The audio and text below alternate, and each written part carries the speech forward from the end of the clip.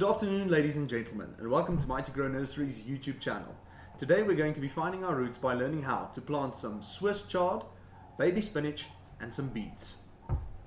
You're going to need some compost, of course some water, and this is a nice little DIY project that we're going to be doing. So this is going to be using a recycled beer box that we just had lying around here for some reason. And remember to cut drainage holes in the bottom of your box that you're going to be using, just so that the water flows out and so that the seeds don't rot. So let's get to planting. We already have some regular soil in our beer box, our drainage holes have been cut, and let's get to planting our seeds. So we remember our rule of thumb, it's about 2 centimeters below the surface of the soil we're going to make little holes. But before we can do that, we must add our compost.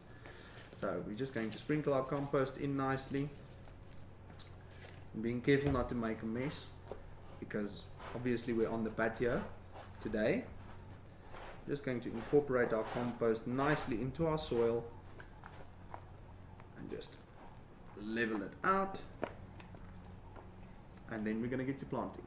So rule of thumb, 2 centimeters, we're going to make little holes. We're going to make 1 row of Swiss chard, 1 row of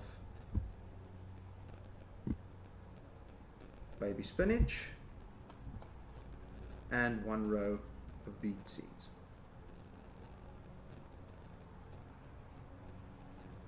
So now that we've got our holes, just going to take our couple of seeds, into the holes they go. Baby spinach as well, and then beets. Oh, run away.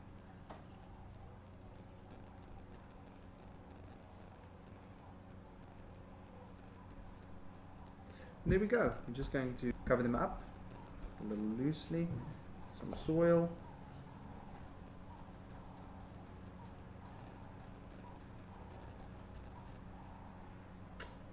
And there we go.